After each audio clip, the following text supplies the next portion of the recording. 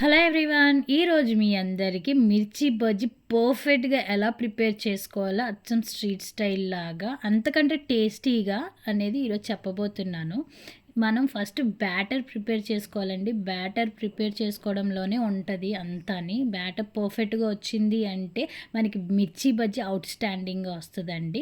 So మనం ఇక్కడ 4 పెద్ద స్పూన్స్తో అనేది మనం పిండి అనేది తీసుకున్నామండి. సో తీసుకున్న తర్వాత కొంచెం సాల్ట్, ఒక టీ స్పూన్ అనేది సోడా పౌడర్ అనేది కూడా యాడ్ చేసుకోవాలి. తర్వాత మనం కొంచెంగా వాటర్ అనేది యాడ్ చేసుకుంటూ బ్యాటర్ని కలుపుకోవాలండి, లంప్స్ అవి లేకుండా. అప్పుడే పర్ఫెక్ట్గా అనేది బ్యాటర్ ప్రిపేర్ అవుతుంది. ఒకసారి వాటర్ వేయకూడదు, కొంచెం యాడ్ చేసుకుంటూ ఈ కన్సిస్టెన్సీలో మనం అనేది బ్యాటర్ని ప్రిపేర్ చేసుకోవాలి. మీరు దోశ ప్రిపేర్ చేసుకుంటారు కదా, సేమ్ అదే విధంగా.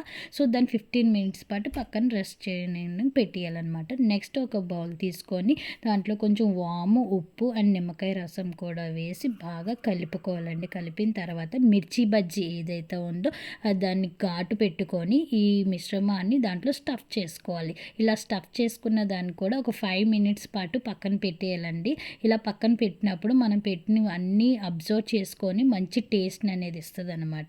సో మీరు వెంటనే తీసి వేసేసుకుంటే అంత రుచికరంగా ఉండదు. ఒక 5 మినిట్స్ పాటు అయినా సరే పక్కన పెట్టి తర్వాత మీరు బజ్జీ అనేది వేసుకోండి, చాలా టేస్టీగా వస్తుంది. పిండి కూడా మీరు ఒక 15 మినిట్స్ పాటు పక్కన పెట్టాలన్నమాట, వెంటనే అనేది వేసుకోకండి. నెక్స్ట్ కడాయి పెట్టుకొని ఆయిల్ అనేది యాడ్ చేసుకొని అది బాగా హీట్ అయ్యేంత వరకు వెయిట్ చేయండి.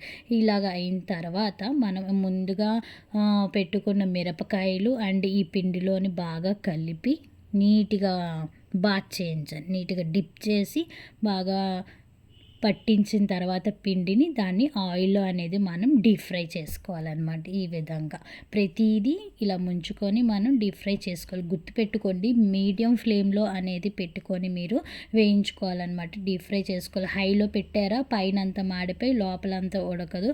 అండ్ లోలో పెడితే మాత్రం ఆయిల్ అంతా అబ్జర్వ్ చేసుకొని అస్సలు వర్స్ట్గా ఉంటుంది అనమాట. సో అందుకే మీడియం ఫ్లేమ్లో పెట్టుకొని బాగా ఫ్రై చేసుకోండి. బాగా డీప్ ఫ్రై చేసుకొని గోల్డెన్ బ్రౌన్ కలర్ వచ్చేంత వరకు బాగా ఫ్రై చేసుకొని మీడియంలో పెడితే పైన లోపల అంత ఈవెన్గా కుక్ అవుతుందండి.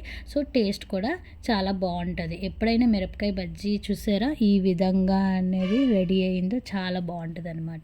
సో మిగతాయి కూడా అన్నీ ఈ విధంగానే మనం డీప్ ఫ్రై చేసుకోవాలండి. ఎప్పుడైనా మిరపకాయ బజ్జీ పైన లేయర్ అనేది చాలా పలచగా ఉంటేనే టేస్ట్ చాలా బాగుంటుందండి. దలసరిగా ఉంటే అస్సలు బాగోదు. నాకైతే పర్సనల్గా పలచగా ఉంటేనే ఇష్టం. నెక్స్ట్ ఘాటు పెట్టుకొని మనం ఉల్లిపాయలు, నిమ్మకాయ అనేది స్టఫ్ చేసుకొని సర్వ్ చేసుకోవడమే. అంతే, ఎంతో టేస్టీగా ఉండే స్ట్రీట్ స్టైల్ మిరపకాయ బజ్జీ అనేది ready. Subscribe to my channel.